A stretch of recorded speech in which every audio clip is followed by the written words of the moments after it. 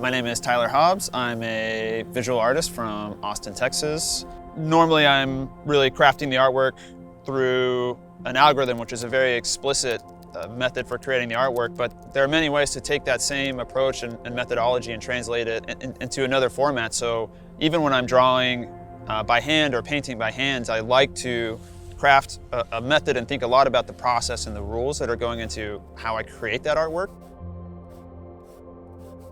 I'm not worried so much about the exact specifics and details of what I'm doing. Instead, I'm really interested in if I craft this set of rules and follow it from start to end, what kind of artwork comes out, and leaving some things to chance really helps to loosen the artwork in some beautiful ways. Working from a sketchbook has always been a big part of my process. It really helps me get outside of my usual processes, helps me to generate new ideas, and they have that analog warmth and imperfection really naturally that can help to inspire the work even when I approach it digitally as well.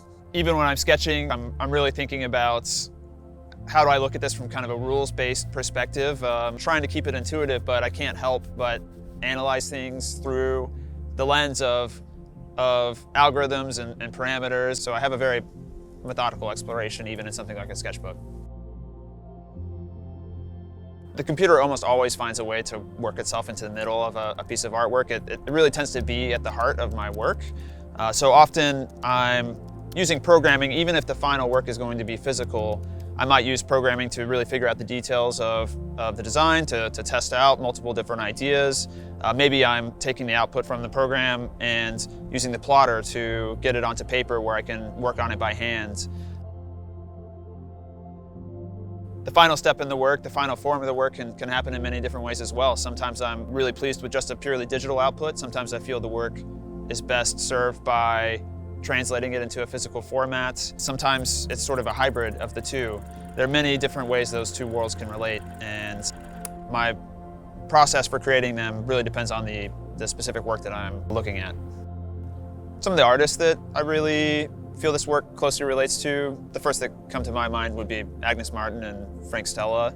I think Agnes Martin did such a beautiful job of setting up this really clear structure in her work, and by executing it manually, she really allowed room for it to be imperfect, and I think there's almost something very generative about the way she approached her work.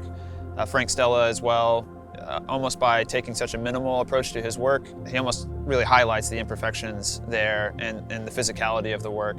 And both of those, I think, really speak to the aesthetics that I'm interested in for this show. I hope that when the audience sees this work that they're able to engage with it in a purely visual way.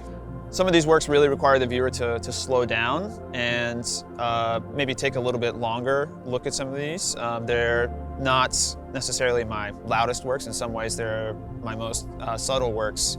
And sometimes I like the work to force the viewer to slow down a little bit to really appreciate it. And some of these works are more of a slow burn. And so I'm especially pleased that we have such a wonderful venue to show these works physically where people have the best opportunity to do exactly that and to really appreciate the work.